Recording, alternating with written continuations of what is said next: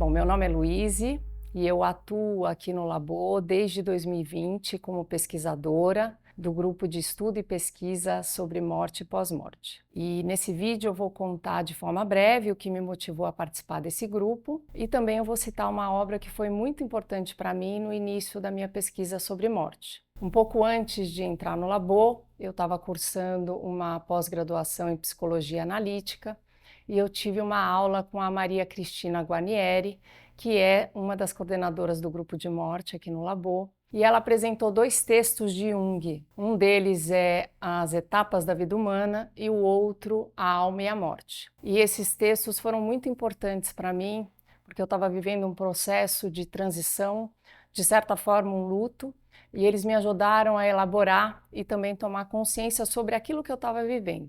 E foi tão significativo que eu decidi fazer o meu trabalho de conclusão de curso acerca do tema da morte. E quando eu soube que o Labor estava montando um grupo sobre morte e pós-morte, eu vi como uma oportunidade de eu dar continuidade a esses estudos. E logo nas primeiras leituras que foram indicadas pelas coordenadoras, a Andréia e a Cris, eu observei que tinha um livro que era citado por autores que são referências sobre esse tema. E também lembrei que dos livros que eu li no trabalho que eu desenvolvi na minha pós, esse livro também era citado. O nome desse livro é A Morte de Ivan Ilitch e ele foi escrito por Tolstói. E eu me interessei. Essa é uma liberdade que a gente tem, acho, como pesquisador, aquilo que nos interessa.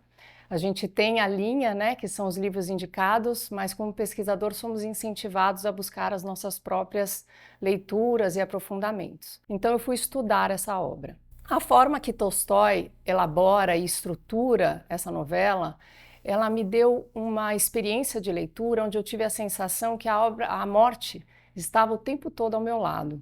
Ela era uma companhia nessa leitura. As observações sobre a narrativa da vida de Ivan Ilitch estavam sendo feitas, na minha experiência, sobre a morte. Então, era uma narrativa da vida de Ivan Ilitch na perspectiva da morte. Mas não de uma forma imediatista e simplista, como a gente costuma ver quando pensa na pergunta, né? O que você faria se só restasse um dia de vida ou se você soubesse exatamente quando você vai morrer. Não, é uma reflexão sobre a vida de forma madura, mas contemplando a consciência da morte. E também, nos meus estudos sobre essa obra, eu aprendi que Tolstói ele estava vivendo uma reavaliação filosófica, espiritual e moral da vida. E a morte de Ivan Ilitch, ela é essa nova visão de mundo que esse autor desenvolve ao longo dos anos da segunda metade da vida dele, quando ele já era um autor consagrado com obras como Guerra e Paz. E quando eu entendi esse momento do Tolstói, deu um significado ainda maior para aquilo que eu li. E eu lembrei dos textos do Jung, que eu citei, né, que eu falei aqui para vocês, As Etapas da Vida Humana e A Alma e a Morte. E eu acho que esse livro, ele de certa forma ilustra o que Jung quis apresentar nesses textos. E essas leituras me conduziram a escrever um texto que está no Off-Lats, que é um Yoga Sutra de Patanjali sobre a não possessividade. Porque eu acho que a morte de Ivan Ilitch também nos faz refletir sobre os nossos apegos.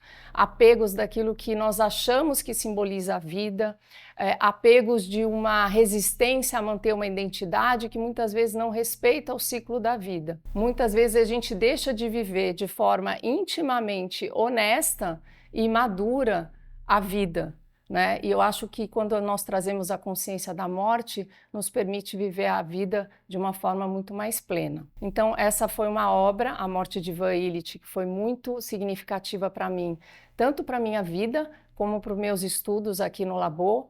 Eu recomendo que todos leiam e agradeço por me escutarem até aqui e espero encontrar vocês aqui no Labor em breve.